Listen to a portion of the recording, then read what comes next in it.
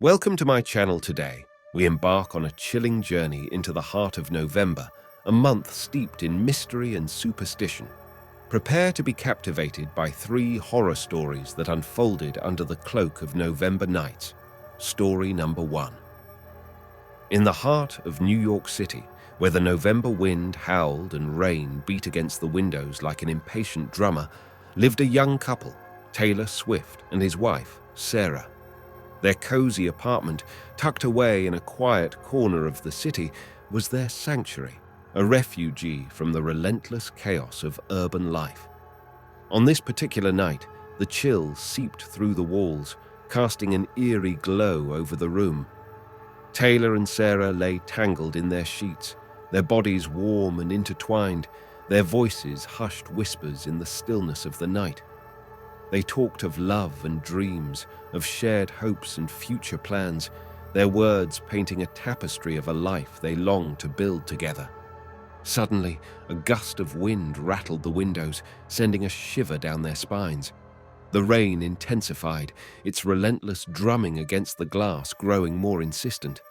And then, in a deafening crack, the window shattered, the shards of glass raining down like icy shards. A figure emerged from the darkness, a woman with long, flowing hair and eyes that glowed with an unnatural light. She moved with a ghostly grace, her form shimmering and distorting in the flickering candlelight. Taylor and Sarah exchanged terrified glances, their hearts pounding in their chests. The woman glided towards them, her presence filling the room with an icy chill. She reached out, her touch as cold as the grave, and Taylor felt a wave of terror wash over him. He recognized her, a face from his childhood, a face he thought he had buried deep within the recesses of his memory. It was Emily, his childhood tormentor, the girl who had made his life a living hell. She had always been cruel, taunting him relentlessly, making his life a misery. But now she was back, and she was out for revenge. Emily's eyes burned with hatred as she stared at Taylor. She lunged towards him, her nails digging into his flesh. Sarah screamed, her voice echoing through the room, but her cries were drowned out by the howling wind and the relentless drumming of the rain. Taylor struggled against Emily's grip, but she was too strong. She pinned him to the bed, her laughter echoing in his ears, a chilling sound that sent a wave of terror through his body. He felt her icy breath on his face, her touch as cold as death itself. Just as Emily was about to deliver the final blow, the door burst open. Taylor's father stood in the doorway, his face etched with worry. He had heard Sarah's screams and had rushed to their aid. As Taylor's father saw the scene before him, his eyes widened in horror. He knew Emily, knew the darkness that lurked within her soul. He knew that she had come for Taylor, to exact her revenge for the wrongs she felt he had committed against her. Without hesitation, Taylor's father lunged towards Emily, grabbing her by the arms. He pulled her away from Taylor, his grip firm and unrelenting. Emily fought back, her eyes blazing with fury, but Taylor's father was stronger. He dragged Emily out of the room, her screams echoing through the apartment. Taylor and Sarah watched in stunned silence, their hearts still pounding from the terror they had just experienced. Taylor's father returned a few moments later, his face grim. He told them that Emily was gone, that she had fled into the night. He assured them that she would not return, that he would do everything in his power to protect them from her. Taylor and Sarah thanked their father, their voices trembling from the ordeal they had just endured. They clung to each other, seeking comfort in the warmth of their embrace. As the storm raged outside, casting eerie shadows across the room, Taylor and Sarah vowed to never forget this night, the night when darkness had crept into their sanctuary and threatened to tear them apart. But they had survived, their love stronger than the evil that had sought to destroy them. The following days were filled with a sense of unease and dread. Taylor and Sarah were haunted by the memory of Emily's terrifying appearance, her eyes burning with hatred, her touch as cold as death itself. They tried to put the incident behind them, to focus on their lives and their love for each other, but the memory of that night lingered, a dark cloud hanging over their happiness. One evening, as they sat in their living room, the silence broken only by the crackling of the fire, Taylor felt a sudden chill run down his spine. He turned to Sarah, his eyes wide with fear, and whispered, "I feel her presence." Sarah looked at him, her own eyes filled with terror. She too felt the presence, an icy chill that crept into her bones. They held each other tightly, their hearts pounding in their chests as a sense of dread filled the room. And then they heard it, a soft, chilling whisper that seemed to come from the very walls themselves. "I am here," the whisper hissed, sending a shiver down their spines. Taylor and Sarah exchanged terrified glances, their hearts pounding in their chests. They knew who it was, the voice that had haunted their dreams since that fateful night. Emily had returned.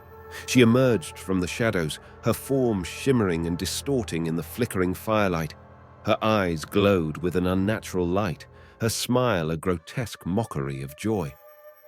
"I have come for what is mine," she said, her voice as cold as death itself.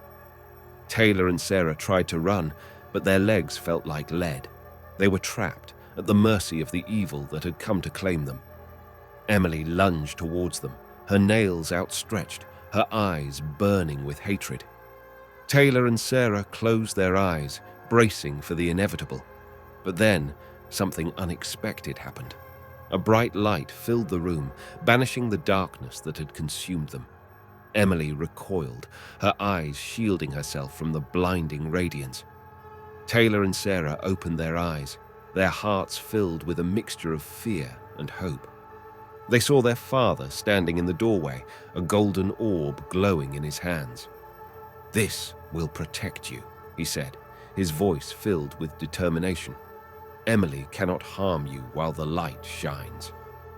Taylor and Sarah looked at the orb, its golden glow casting a warm and comforting light over the room. They felt a surge of hope, a belief that they could finally be free from Emily's clutches. Emily let out a screech of rage, her form contorting in pain as the light burned her. She tried to flee, but the orb held her captive, its power too strong for her to escape. With a final, desperate cry, Emily vanished into thin air, leaving behind only a lingering wisp of darkness. The light from the orb filled the room, chasing away the shadows and restoring a sense of peace and tranquility. Taylor and Sarah collapsed into their father's arms, their tears mingling with his. They had survived, their love stronger than the evil that had sought to destroy them. The golden orb continued to glow, a beacon of hope in the darkness. Taylor and Sarah knew that they would never forget this night, the night when they had faced their fears and emerged victorious. But they also knew that they were not alone, that their father would always be there to protect them, his love a shield against the darkness. Story number 2. The air was biting, the wind was howling, and the trees were bare. November had arrived in Birmingham, bringing with it the chill of winter. Karen Ann stood at the kitchen window, watching the snowflakes dance in the darkness. She felt a shiver run down her spine, not just from the cold, but from a sense of unease. There was something about this night, something that made her feel on edge. Karen Ann's husband, Tom, entered the kitchen, his face flushed from the cold. He wrapped his arms around her, trying to warm her up. "What's wrong, love?" he asked, seeing the worry in her eyes. "I don't know," she replied, her voice shaking. "I just have a bad feeling about tonight." Tom tried to reassure her, but he couldn't help but feel uneasy himself. There was a strange silence in the air, as if the whole city was holding its breath. The couple decided to order a pizza, hoping that the comfort of familiar food would ease their anxiety. The pizza arrived an hour later, delivered by a young boy wearing a pizza delivery uniform. The boy's face was hidden in the shadows of his hood, but Karen Ann couldn't shake the feeling that there was something strange about him. As the boy handed them the pizza, Karen Ann noticed that his fingers were long and bony, and his eyes were glowing with an eerie light. She tried to ignore her fear, but she couldn't shake the feeling that something was terribly wrong. Tom paid the boy and thanked him. As the boy turned to leave, Karen Ann noticed something that made her blood run cold. The boy's shadow was not his own. It was the shadow of a tall, slender woman with long, flowing hair and sharp, pointed nails. Karen Ann gasped, but Tom didn't hear her. He was already following the boy out the door. As Tom opened the door, the woman stepped out of the shadows. She was tall and thin, with pale skin and long black hair. Her eyes were glowing red, and her lips were curled into a cruel smile. Tom took a step back, his eyes wide with terror. "Who are you?" he stammered. The woman laughed, a cold, harsh sound that echoed through the night. "I am the one you have wronged," she said, her voice dripping with venom. "And I have come for my revenge." Before Tom could react, the woman leaped at him, her claws outstretched. He tried to fight her off, but she was too strong. She slashed at him with her nails, leaving deep, bloody wounds. Karen Ann screamed, but her voice was lost in the howling wind. She watched in horror as the woman tore her husband apart, his screams echoing through the night. When the last of Tom's screams had faded, the woman turned her attention to Karen Ann. She approached her slowly, her eyes burning with hatred. Karen Ann couldn't move. She was frozen in terror, her mind unable to comprehend the horror that had just unfolded. The woman stood before her, her face inches away from Karen Ann's. "You will pay for what you have done," she whispered, her voice a venomous hiss. Karen Ann closed her eyes, waiting for the end. But the end never came. Instead, she felt a warm embrace. She opened her eyes to see her husband standing before her, his arms wrapped around her protectively. Tom smiled at her, his eyes filled with love. "It's okay," he said. "I'm here. I'll always be here to protect you." Karen Ann looked around her, but the woman was gone. She was left with nothing but the memory of her husband's love, a love that had saved her from the clutches of darkness. Karen Ann and Tom never forgot the horror of that November night. They faced their fears together, and in doing so, they grew stronger. They learned that even in the darkest of times, there is always hope, and that hope, like love, can conquer any darkness. In the days that followed, Karen Ann and Tom sought help from a paranormal expert. The expert explained that the woman was a vengeful spirit who'd been wronged by Tom in a past life. She had been waiting for an opportunity to get her revenge, and that night she had found it. The expert helped Karen Ann and Tom perform a ritual to cleanse their home of the spirit's presence. The ritual was long and difficult, but it was successful.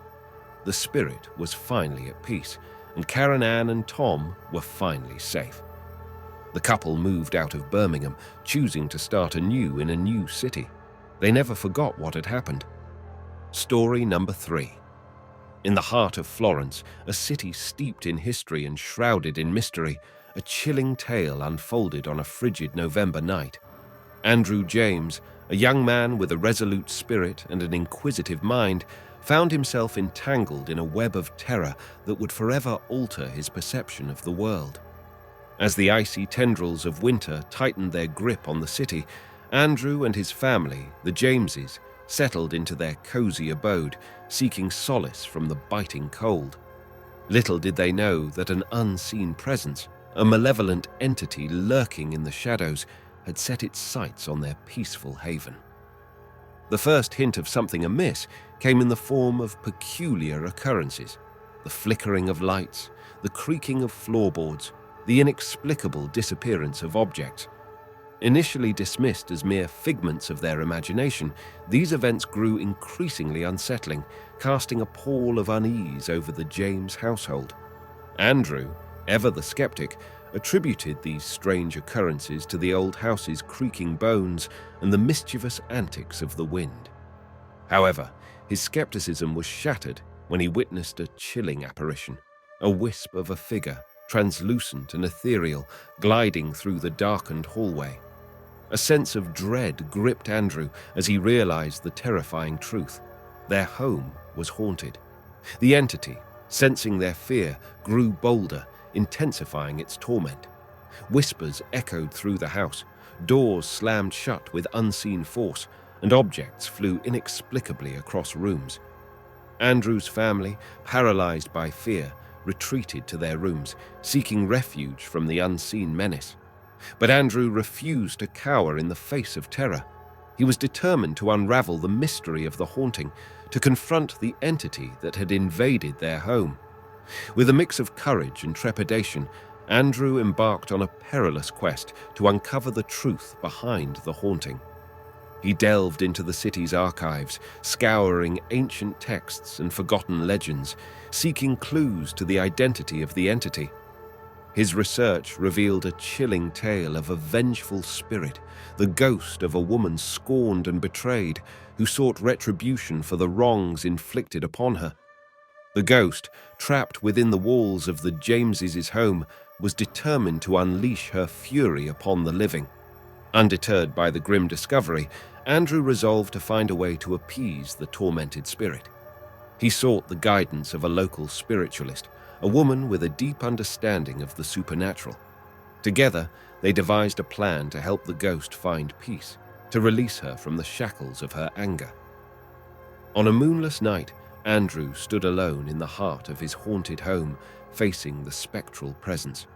With a calm and unwavering voice, he spoke to the ghost, acknowledging her pain and offering her compassion. He urged her to let go of her anger and embrace the solace of the afterlife. The ghost, initially resistant, gradually felt the weight of her rage dissipate. The centuries of bitterness and resentment began to crumble, replaced by a glimmer of acceptance and peace. With a final ethereal sigh, the spectral figure faded into nothingness, finally finding the release she so desperately craved. The Jameses' home was once again filled with warmth and tranquility. The oppressive atmosphere lifted, replaced by a sense of serenity. Andrew, exhausted but victorious, had faced his fears and emerged triumphant. The haunting, once a source of terror, had become a catalyst for understanding and compassion. As the first rays of dawn pierced the darkness, Andrew stood by his window, gazing at the city of Florence, slowly awakening from its slumber. He knew that the horrors he had witnessed would forever be etched in his memory, but he also carried with him the profound lesson of empathy and the power of understanding. The haunting of the Jameses' house was a chilling reminder of the unseen forces that pervade our world, but it was also a testament to the resilience of the human spirit and the transformative power of compassion. Thank you for joining me on this horror journey through the dark depths of November. If you enjoyed these stories, be sure to like and subscribe to my channel for more horror stories content. And remember, there's always something lurking in the shadows.